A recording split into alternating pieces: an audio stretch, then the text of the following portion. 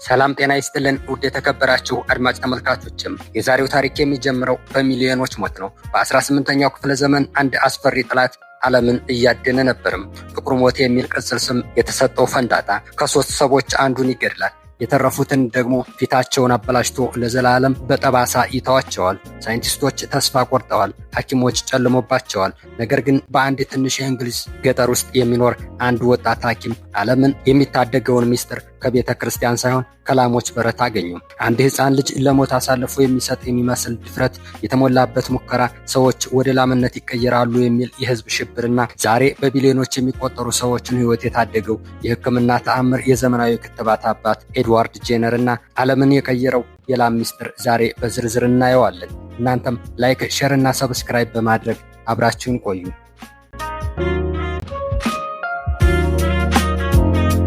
በሰው ልጅ ታሪክ ጉዞ ውስጥ እንደ ፈንጣጣ የጨከነና ዓለምን ያሸበረ በሽታ ማግኘት ይከብዳል። በ18ኛው ክፍለ ዘመን ፈንጣጣ የሰው ልጅ የቅርብ ጠላት ነበረም። ይህ በሽታ በከተሞችና በገጠሮች ሳይለይ እንደ ሰደድ እሳት ይሰራጭ ነበረም። የታመመ ሰው ሰውነት በመጀመሪያ በከፍተኛ ትኩሳት ይለበለባል። ቀጥሎም መላ አካሉ በሚያሰቃዩና መግል በቋጠሩ ቁስሎች ይወረራል። በሽታው እጅግ ጨካኝ ነበረም። ከታመሙት ውስጥ ከ3ቱ አንዱን ለሞት ይዳርጋል። በሕይወት የተረፉትም ቢሆኑ የድል አድራጊነት ስሜት አይሰማቸውም። ምክንያቱም በሽታው ፊታቸውን በጥልቅ ጠባሳ ያበላሸዋል። አንዳንዶችን ደግሞ ሙሉ በሙሉ አይነ ስውር አድርጎ ይተዋቸዋል። በወቅቱ የነበሩ የለንደን ጎዳናዎች በፈንጣጣ ጠባሳ ያልተበላሸ ፊት ማግኘት እንደ ብርቅ የሚታይበት ጊዜ ነበረም። ይህንን አስፈሪ ሞት ለመከላከል ሰዎች አንድ ጥንታዊና አስገራሚ መፍትሄ ነበራቸው።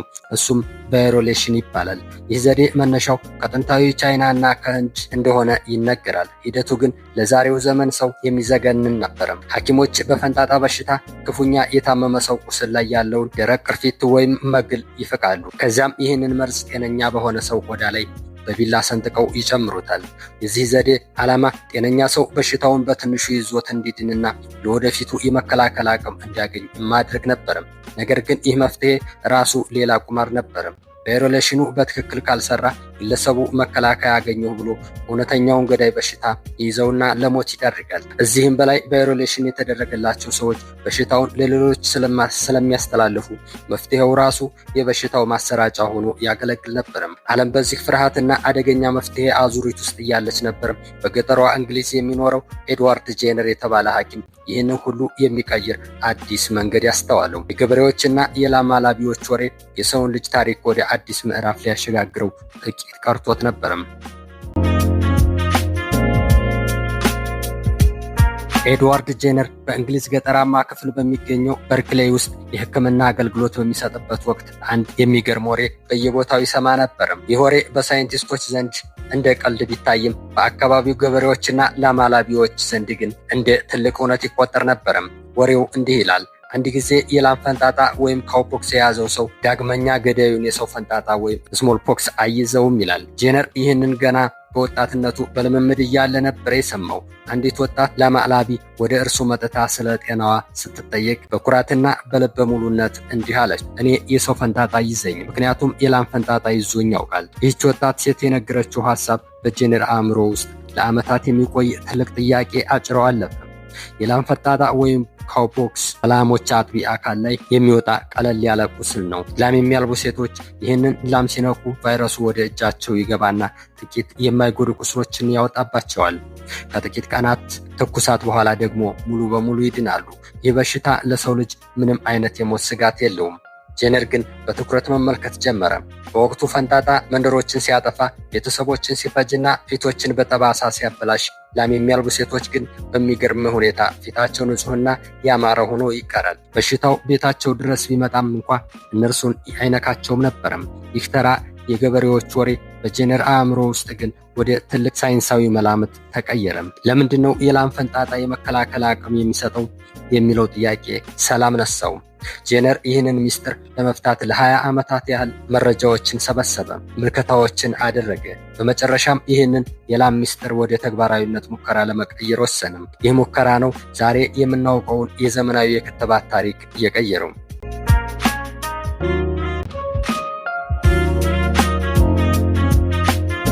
ግንቦት 14 ቀን 1796 ዓ.ም በሕክምና ታሪክ ውስጥ የማይረሳ ቀን ሆነ። ኤድዋርድ ጄነር ለዓመታት በአእምሮ ሲያወጣና ሲያወርድ የነበረውን መላምት ወደ ተግባር ለመለወጥ ወሰነ። ይህ ሙከራ ዛሬ ባለው የሕክምና ስነ ምግባር ወይም ሜዲካል ኤቲክስ መሰረት የማይታሰብና እጅግ አደገኛ ነበረ። ነገር ግን ጄነር በራሱ ምልከታ ላይ የነበረው እምነት ጽኑ ነበረ። ጄነር ለሙከራው የመረጠው ጄምስ ፊፕስ የተባለ የ8 ዓመት ሕፃን ልጅ ነበረ። ጄምስ የጄነር ትክክለኛ ልጅ ሲሆን ከዚህ በፊት በፈንጣጣ በሽታ ተጠቅቶ አያውቅም ነበር። በመጀመሪያ ጄነር ሳራ ኔል መስኪ ከተባለች ላም አላቢ እጅ ላይ የሚገኘውን የላም ፈንጣጣ ወይም ካውፖክስ መግል ወሰደ። ሳራ ይህንን በሽታ የያዘችው ብሎሰም ከተባለች የላም ወተት ስታልብ እንደነበረም ይነገራል። ጄነር የታመመችውን ሴት እጅ ላይ ያለውን ቁስል በትንሹ ሰንጥቆ ፈሳሹን ወሰደ። ከዚያም የህፃኑ የጄምስን እጅ በትንሹ በመቧጨር ያንን የላም ፈንጣጣ ፈሳሽ ወደ ደሙ ውስጥ እንዲገባ አደረገ። ከጥቂት ቀናት በኋላ ህፃኑ ጄምስ መጠነኛ ትኩሳት ታየበት። ትንሽም አመመው።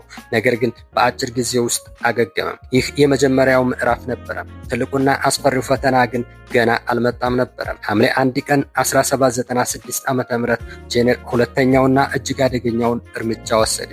አሁን ለህፃኑ የሰጠው የላም ፈንጣጣ ሳይሆን እውነተኛውን እና ገዳዩን የሰው ፈንጣጣ ወይም ስሞል ፖክስ ነበረ። ጄነር በፈንጣጣ ክፉኛ የታመመ ሰው መግል ወስዶ ለህፃኑ በድጋሚ ሰጠው። ይህ ሰከንድ ለጄነር እጅግ አስጨናቂ ነበረ። ሙከራ ካልተሳካ ህፃኑ በፈንጣጣ በሽታ ተወሮ ሊሞት ይችላል። ይህ ጄነርን ገዳይ ሊያስብለው ይችል ነበር። ቀናት አለፉ። ጄነር የህፃኑን ሁኔታ በከፍተኛ ስጋት ይከታተል ነበር። ሆኖም ግን ተአምር ሆነ። ህፃኑ ጄምስ ፊፕስ ምንም አይነት የበሽታ ምልክት አላሳየም። ሰውነቱ ገዳዩን ቫይረስ ሙሉ በሙሉ ተቋቋመው። ጄነር ውጤቱን ለማረጋገጥ ሙከራውን ደጋግሞ አደረገው። ነገር ግን ህፃኑ ሁልጊዜም ከበሽታው ነፃ ነበረም። ይህ ውጤት አንድ ትልቅ እውነት አበሰረ። በሰውነት ውስጥ ቀለል ያለና የማይጎዳ በሽታን በማስገባት ገዳይ ለሆነ በሽታ መከላከያ ጋሻ መገንባት።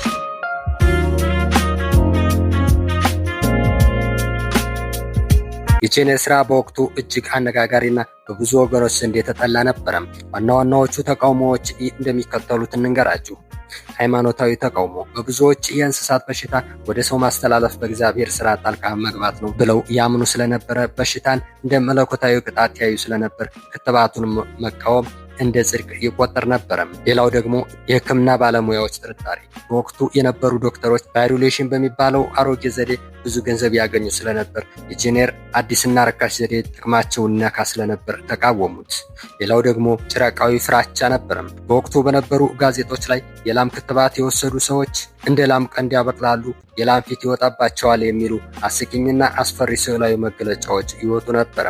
ሳይንሳዊ ጥርጣሬን ስንመለከት ጄነር ክትባቱ እንዴት እንደሚሰራ በቂ የሳይንስ ማብራሪያ ገና ስላልተጠና መስጠት ባለመቻሉ ብዙዎች ግኝቱን እንደ ባህላዊ ወሬ ይቆጥሩት ነበረ። ኋላ ግን ምንም እንኳ መጀመሪያ ላይ ቢነቅፉትም የክትባቱ ውጤታማነት ሊካድ የማይችል እየሆነ መጣ። የብሪታንያ መንግስት የጄነርን ግኝት አስፈላጊነት በመረዳት እንደ አውሮፓውያን አቆጣጠር 1802 እና 1807 ከፍተኛ የገንዘብ ሽልማት ሰጠው። ክትባቱ ወደ አሜሪካና አውሮፓ ተሰራጨ። ናፖሊዮን ቦናፓርቴ ሳይቀር የፈረንሳይ ሰራዊት እንዲከተብ አዘዘም። እንዲያውም ናፖሊዮን ለጄነር በነበረው አክብሮት የተነሳ በእንግሊዝ ተይዘው የነበሩ የፈረንሳይ እስረኞችን በጄነር ጥያቄ ፈትቷል። የጄነር ስራ በሄደበት እያደገ ሄዶ እንደ አውሮፓውያን አቆጣጠር 1980 የዓለም ጤና ድርጅት ፈንጣጣ ከዓለም ላይ ሙሉ በሙሉ መጥፋቱን አወጀ።